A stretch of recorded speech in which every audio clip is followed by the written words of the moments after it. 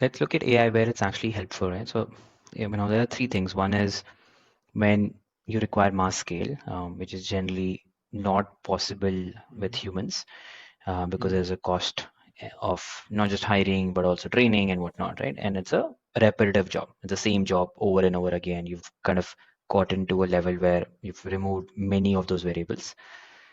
Second is it's a lot of information. So like say, think of an FAQ doc, which is 100 pages. mm, Very hard for a human to remember those 100 pages. And it's especially coming from multiple places. Oh, after this call, you have to go update this system, and then you have to go update that system, and you have to go update this, right? That's not what people are really good at, kind of following a process to that T, whatnot. And then third is I think leave the modality voice, text doesn't really matter when it works across modalities. Third is where the ambiguities are very less, right? You're not the risk is low, right? It's not you're not having AI make an offer, you're not having AI, fire a person, terminate a person, right? So the risk is generally low, which is happens across the way, world in the HR, right? Answering a question from an employee. Yeah, what's the worst that can happen, right? Yes, some person asks you how many casual leaves I have, and you say 50, right? Yeah, it's a wrong answer, but there are ways to kind of put checks and balances for that. But would you have AI decide the performance review of a person and rate 3 out of 5? Probably not, right? So I think if you use this as a mental model, then what you end up having is your anything in recruiting, just pure numbers of scale.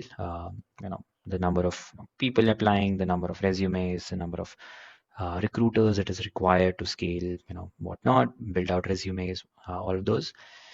In the HR function itself, I think employee chatbots, then just your surveys, your and everything, right? Writing a survey, making a personalized, analyzing the responses. mm, How do you get performance reviews? How do you get data from all different systems, put it into one mm, place? You ask an employee, let's do your annual performance review. Does the person remember what they did 6 months ago, 9 months ago? No way, right? Impossible. mm, But does the AI remember 100%, right? Can the AI go pull it from your Jira? Can the AI go pull it from your Slack? Then AI pull it from your CRM? Sure, all those things are possible. I think that's a great one to kind of solve. So I think whenever it's a repetitive task, just needs to be done every single day. That's a great solution for AI. This is where we've kind of seen success, and we'll roll it out to more such use cases. And it's not a lot of people say AI is not taking away jobs, and then they come back and say, "Oh no, we laid off people because we have implemented AI strategies," things like that. I think it's completely it's very weird how people say that both the things in the same statement, right?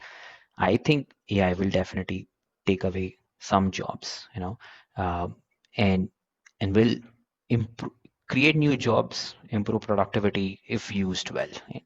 But mm, many of these repetitive tasks will definitely be automated, and will be automated in a cheaper, fashion, better fashion than the current processes. It's definitely the thing.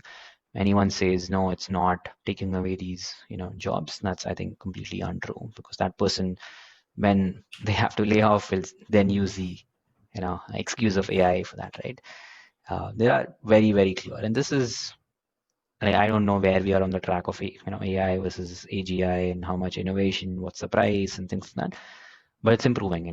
Every single month there is some improvement. There are more use cases coming up. There are better platform and plumbing coming for it, better guardrails.